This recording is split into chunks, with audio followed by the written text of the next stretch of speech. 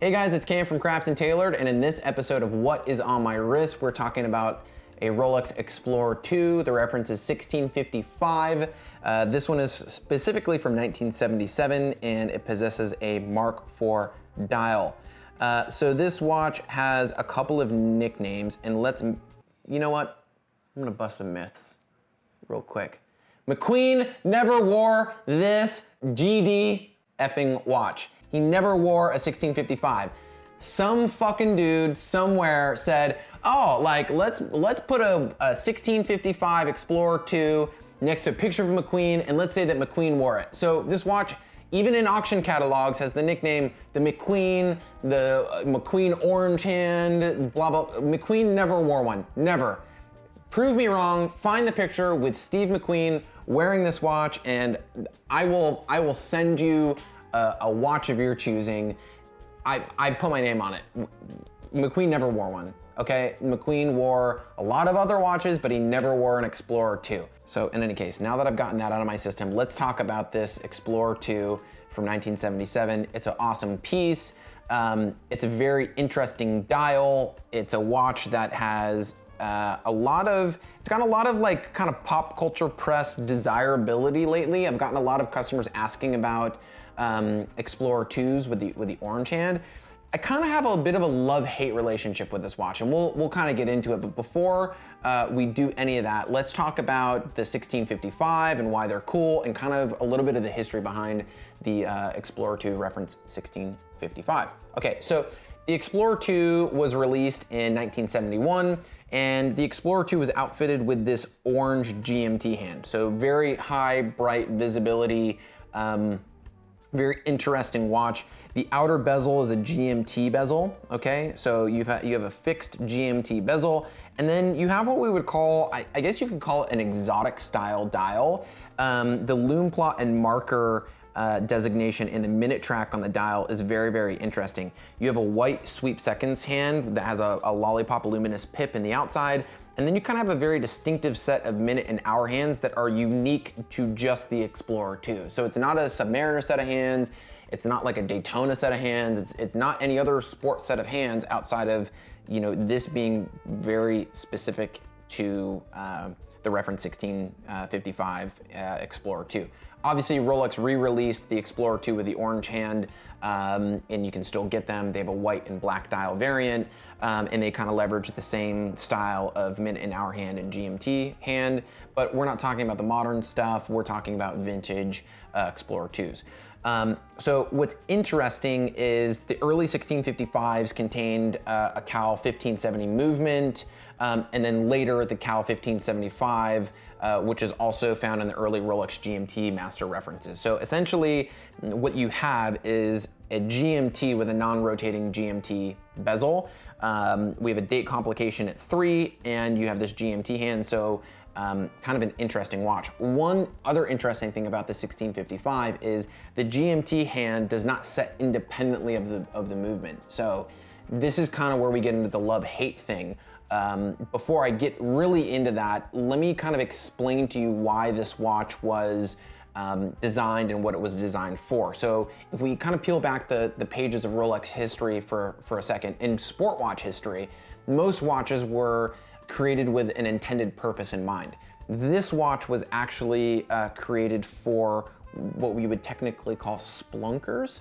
And a splunker, if you don't know by now, if you've been like, for the 0.05% of you that don't know what a splunker is somebody who is a cave explorer. So basically, in I guess kind of the early 1970s, there was a lot of like underground cave type exploration happening, and Rolex specifically created a watch to support these types of adventurers.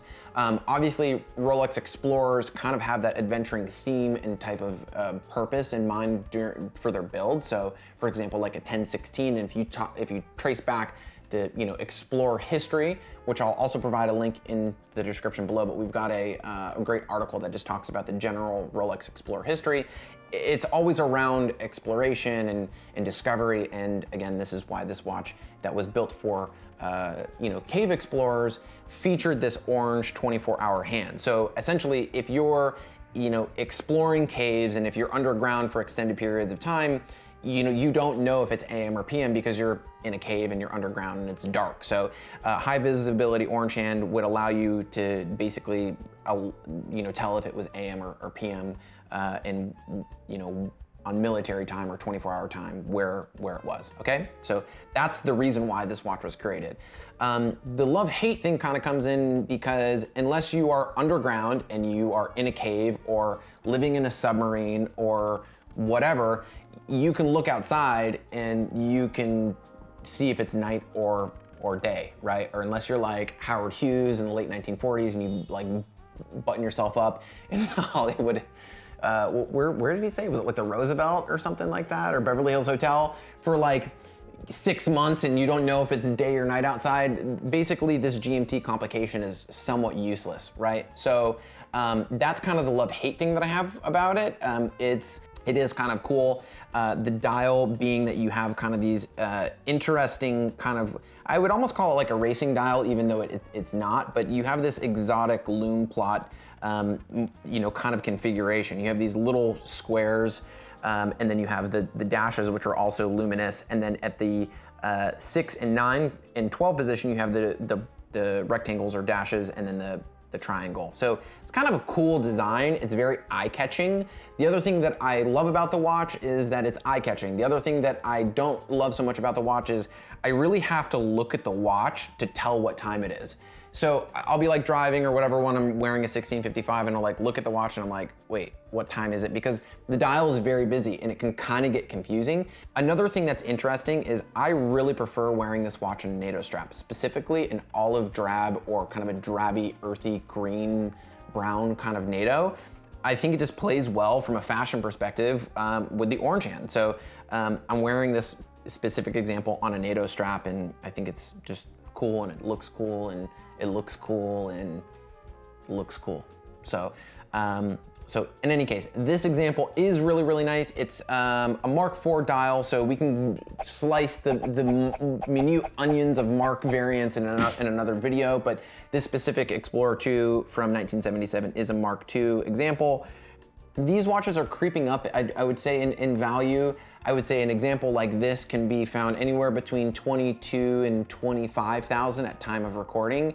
It's not a watch that really sits for us, but it's a watch that typically moves. It's a watch that I think a lot of collectors are looking to bring into their collection. And it's a very iconic Rolex sport watch because it is very unique from its design perspective. I will provide a link in the description below so you can check out this specific Mark IV 1665.